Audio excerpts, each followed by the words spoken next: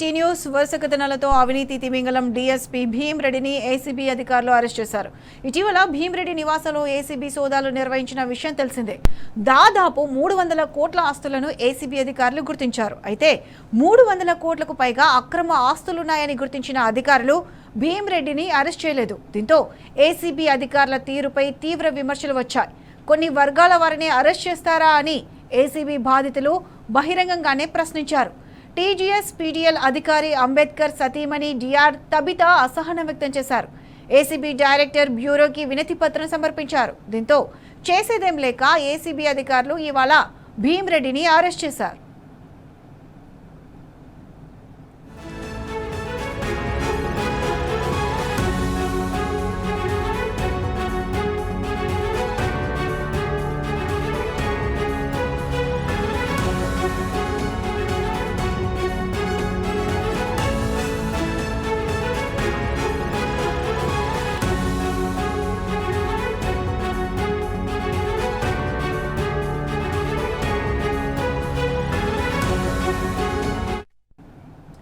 Right, ఇదే అంశంపై పూర్తి అప్డేట్స్ మా క్రైమ్ బ్యూరో చీఫ్ భాస్కర్ అందిస్తారు.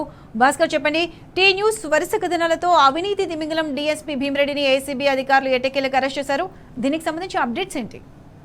డీఎస్పీ భీమ్రెడ్డిని కొద్దిసేపటి క్రితం ఏసీబీ అధికారులు అరెస్ట్ చేసినట్టుగా అధికారికంగా ఏసీబీకి సంబంధించినటువంటి గ్రూప్ నుంచి సమాచారం వచ్చింది. ఆయన ఫోటోను కూడా పోస్ట్ చేస్తూ ఆయనను అరెస్ట్ చేస్తూ పోలీస్ వాహనంలో ఉన్నటువంటి ఫోటోను పంపించారు.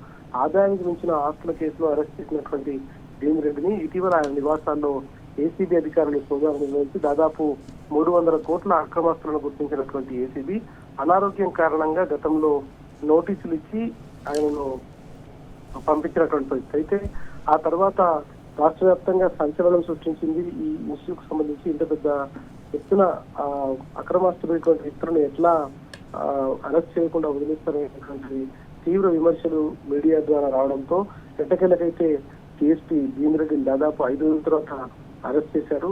హైదరాబాద్ ఇబ్రాహీంబాద్ లోని వెసల్లా మెడోస్ లో ఒక విల్లా, టెలికాం నగర్ లో ఒక నివాస గృహం, G+2 పెంట్ హౌస్ తో పాటు టెలికాం నగర్ లో సాయి ప్రభా రెసిడెన్సీ లో ఒక ఫ్లాట్ క్రాంతి సిఎల్ అపార్ట్మెంట్స్ లో గచ్చిబౌలిలో మరొకటి, మణికొండ ల్యాండ్కోయిల్స్ రోడ్ లో 500 చదరపు గజాల విస్తీర్ణంలో ఉన్న G+5 వాణిజ్య సముదాయాల వాటా, మణికొండ మర్రి సిటీ జంక్షన్ సమీపంలో 3000 చదరపు అడుగుల విస్తీర్ణంలో ఒక వాణిజ్య స్థలం, తెల్లాపూర్ లో అభినందన రెసిడెన్స్ లో 2 నివాస ఫ్లాట్లు, ప్రగతి రిసార్ట్స్ లో 500 చదరపు గజాల ఖాళీ స్థలం, సంగారెడ్డి జిల్లా జైరాబాద్ లో 3.5 ఎకరాల వ్యవసాయ భూమి, కర్ణాటకలో 6 ఎకరాల వ్యవసాయ భూమి, కర్ణాటకలో మరో 35 ఎకరాల వ్యవసాయ భూమి, బెంగళూరులోని దేవరహల్లిలో 1 ఎకరం భూమి, నాగోల్లోని కామినేని ఆసుపత్రి సమీపంలో 200 చదరపు గజాల విస్తీర్ణంగా ఒక ఖాళీ స్థలం, జీపీఆర్ హౌసింగ్ సొసైటీ సమీపంలో 400 చదరపు గజాల విస్తీర్ణంగా ఒక ఖాళీ స్థలం, పటాన్ చెరువు లో 200 చదరపు గజాల విస్తీర్ణంగా ఒక ఖాళీ స్థలం, వికారాబాద్ మోమిన్పేటలో 1000 ఎకరాల చదరపు గజాల విస్తీర్ణంగా ఒక భూమి,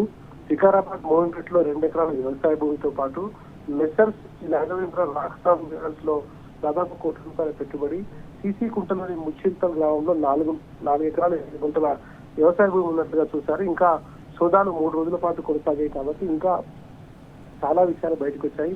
సుమారు 3.60 లక్షల నికర నగదు, అతని బినామీ ఇంట్లో మరో 40 లక్షల రూపాయల నికర నగదు లభ్యమైంది.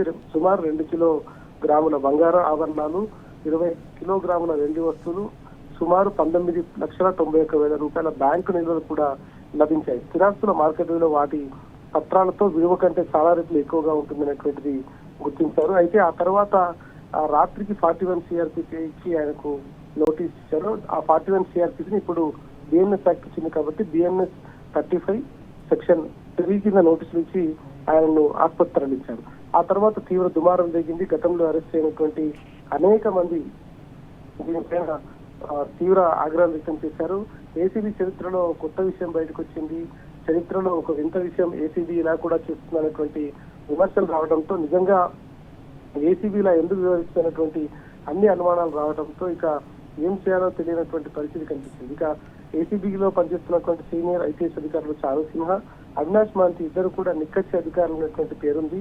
డీఎస్పీ భీమ్రెడ్డి ఆస్తులపై ఏసీబీ సోదాలు నిర్వహించినప్పటికీ మార్కెట్ రేట్ ప్రకారం దాదాపు ₹1 కోట్ల అక్రమాస్తులు ఏసీబీ అధికారికంగానే ప్రకటించినప్పటికీ భీమ్రెడ్డి ఆస్తుల చిట్టాను బయటపెట్టి ఉదయం 5 గంటలకు మొదలైన సోదాలు రాత్రి ఎప్పుడు ముగిశాయో కూడా చెప్పకుండా అతన్ని నేరుగా ఆసుపత్రికి తీసుకెళ్లి వైద్య పరీక్షలు చేయించడం, ఆ తర్వాత ఏం జరిగిందో తెలియదు కానీ భీమిరెడ్డిని అరెస్ట్ చేయకపోవడం, భీమిరెడ్డిని అరెస్టు చేయడానికి ఇంకా సమయం ఉందని పోలీసులు చెప్పడం, అంతేకాదు భీమిరెడ్డి దగ్గర పెద్ద ఎత్తున బినామీ నచ్చిక దొరికిందని కూడా చెప్పడం, ఆ బినామీలు ఎవరు అనే విషయాన్ని తెలిసేందుకు దాదాపు 45 గంటల సమయం పడుతుందని చెప్పడం, అందువల్ల అరెస్ట్ చేయకపోయామని చెప్పడం, ఇదంతా చూస్తూ ఉంటే ఒక సీఎంఓ నుంచి మొదలుకుంటే ఇతర ఉన్నతాధికారుల వరకు విపరీతమైన ప్రెజర్ వచ్చింది. కానీ ఆ తర్వాత ఆయన అరెస్ట్ చేయకపోవడంతో దీనిపై తీవ్రమైన దుమారం జరిగింది.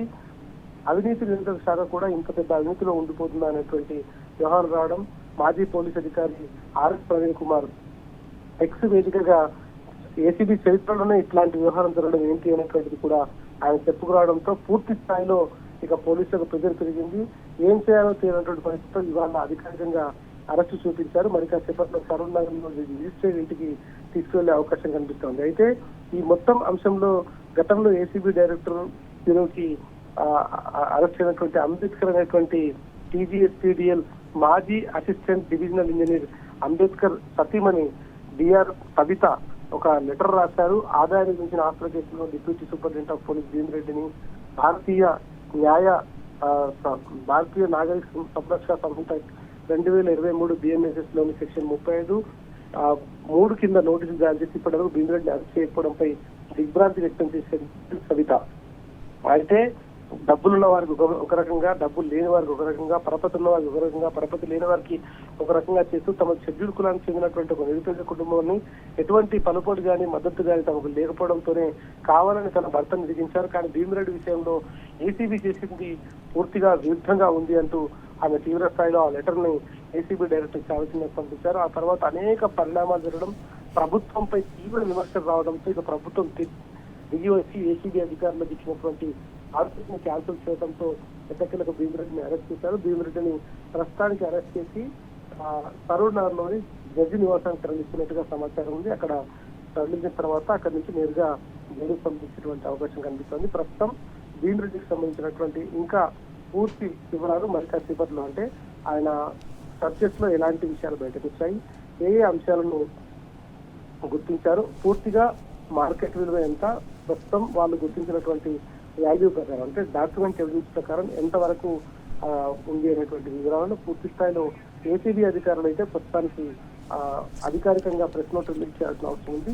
దాదాపుగా 9 గంటల లోపు అది వచ్చే అవకాశం కూడా కనిపిస్తుంది. ఎటకెలకైతే అవినీతి అక్రమాస్తుల కేసులో వచ్చినటువంటి చేసినటువంటి ఏసీబీ అధికారులు చేసినటువంటి రైట్స్ లో భీమిరెడ్డిని అయితే అదుపులోకి తీసుకున్నారు. దాదాపు 3 రోజులుగా జరుగుతున్నటువంటి ఒక ఇష్యూకు, అంటే 4 రోజులుగా జరుగుతున్నటువంటి ఒక ఇష్యూకి తెరపడిందని చెప్పుకోవచ్చు. Right Bhaskar, thanks for the updates.